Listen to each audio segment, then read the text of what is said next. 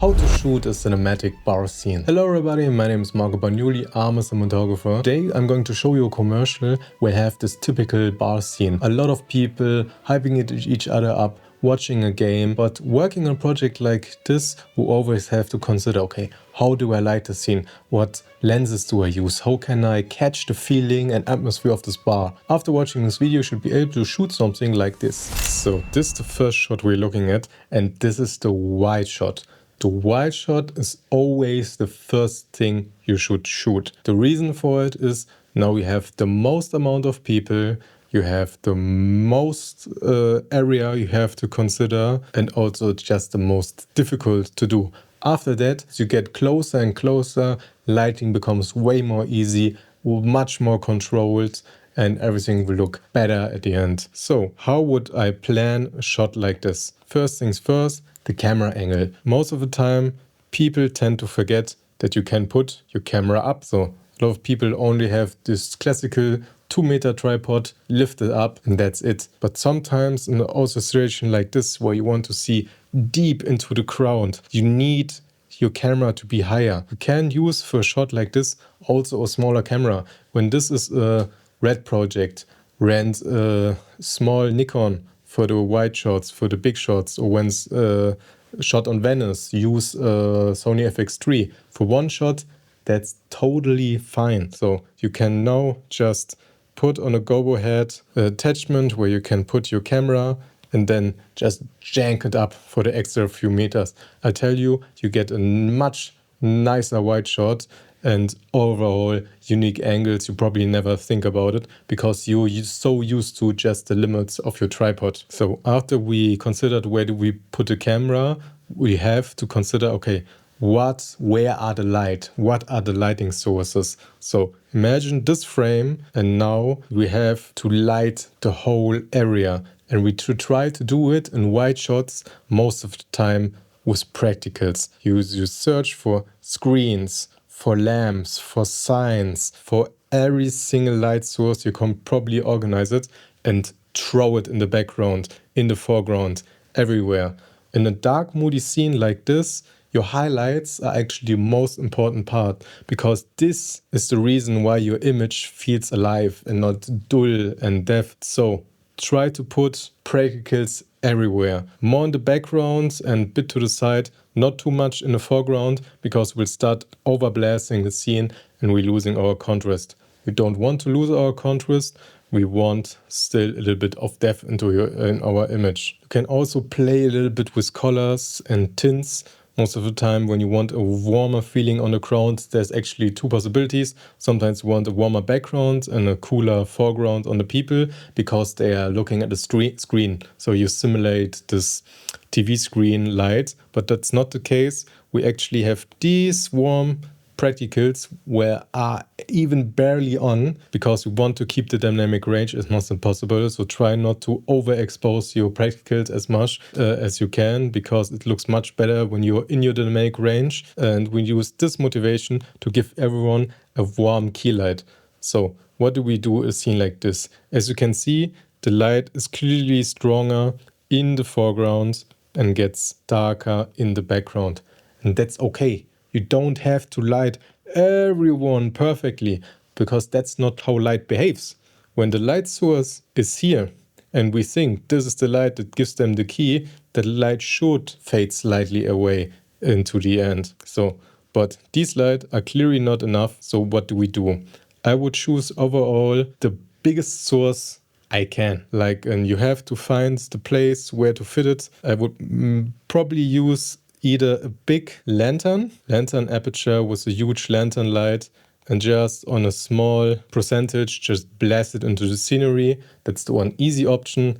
The other one would be a big Godox light, 600F. I really talk often about this light. It's a big carpet light with a huge area where you can put a bigger softbox or balloon into it, and also very powerful B-color or RGB, and then blast this light into the scenery. But when you have more space, like for an 8x8 butterfly or something, I would bounce a warm light just also don't have to be much, because you want to be low in exposure. Overall, this whole scenery, the exposure on the ground, on the people is very low. So when you want this moody, dark feeling, light it that way. Don't push your exposure into places where it shouldn't be when you're in a dark room. Just add just a little bit of warm light texture around the room. Like I said before, flag your butterfly and just let the light flow across the scenery. But I don't think we have the space in this scenario.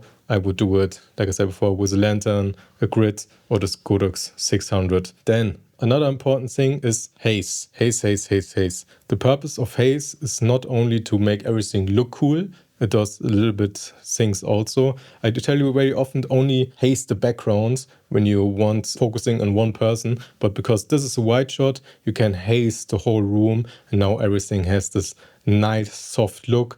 The highlights start to glow a little bit more, but also lifts your shadows. Your shot becomes much less contrasty when you're using haze, and sometimes this is the look you're going for. Also, don't try to have black windows in the background. So everything that's just pitch black is deaf information. A wide shot like this, where you want to catch this colorful mood, try to make the windows a little bit dirty, because when they're just clean, you can actually, the window cannot grasp the light.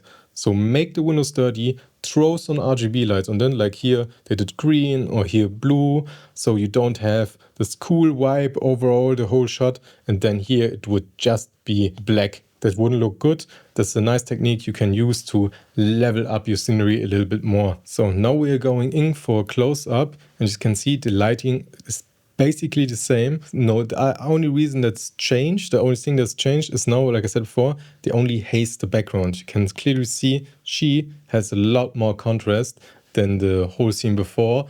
Also, when you only want to focus on one person, this here is a push-up shot where you want to only see her emotion, don't have to light everyone else in the scenario. We want always to lead the audience. Where do they have to look at? And we want them to look at this young woman. So we light only her. That creates a natural vignette across the whole scene, a whole vignette across the scene, and now we're looking just at her. When you see in her eyes, you actually only have one light source. It's basically, like I said before, you can use one light with a lantern aperture, bigger one, more soft, a little bit more tight everything is on set then, but I think this scenario would have the space. Just blast it into her like a beauty dish, done. You can see she has a little bit of blue highlight reflections on her. That's because we have here Asteras as extra practicals on the wall, and her skin just picks up these highlights nicely. This is a different angle from another person, but the principle is the same. The only thing a little bit different, we gone here with the light a bit more frontal. Normally would go from this side, but we used it here because they used it like this, because when someone is wearing a hat, it's pretty annoying to light, but most of the time you're a bit high and at an angle. But now when the light would be here and shining on his face, you would have a huge shadow on his face. So they try to block the light on his back a little bit more so that we get a bit of contrast, because now we have the side of his face is facing the camera, light this up, and normally that would create a flat image, but in this scenario it doesn't, because the whole scene is not flat. We have still a darker background, nice atmosphere, nice practicals, a foreground. So don't just, you hear it very often, don't light on the side from the camera, it will create a flat image. But the only reason you get a flat image is because your image is flat. When you have every other check marker on when you're doing cinematography, your shot will not look flat, even though you're doing it the key light on the wrong side. Here you can see, like I said to you before, this is the technique you can do the other way around. We're doing baby blue color straight into the faces of people. Here's probably a bigger light source. This could be a Godox, could be a butterfly, and we just blasting a blue key light in there. And then you're going for warmer backgrounds, but still with this nice baby blue highlights. Red and blue are very nice RGB colors that work together nicely. And it's like you see before, this gives a totally different feeling than the shots before. Here they got even more extreme. Normally, TV effect is more neutral with a little bit of blue, but they gone here full blue with a bit less saturation. Most of the time you don't always have to use full saturation on your RGB lights. It's just okay to do a little bit less. Maybe they also did it in post-processing, but sometimes people think when you have an RGB light, saturation always have to be on 100%. But it's not the case. One should be a little bit more tasteful. When you're cooking, you're not throwing in your full bag of salt, just doing a little bit, then a little bit more, and then you look how it works with the other ingredients. And with RGB lighting, it's the same. When this light is not as saturated, maybe the background shouldn't be as saturated as well. So if you enjoyed this video, I would really appreciate subscription from you. My name is Bagnoli, and I'll see you next time.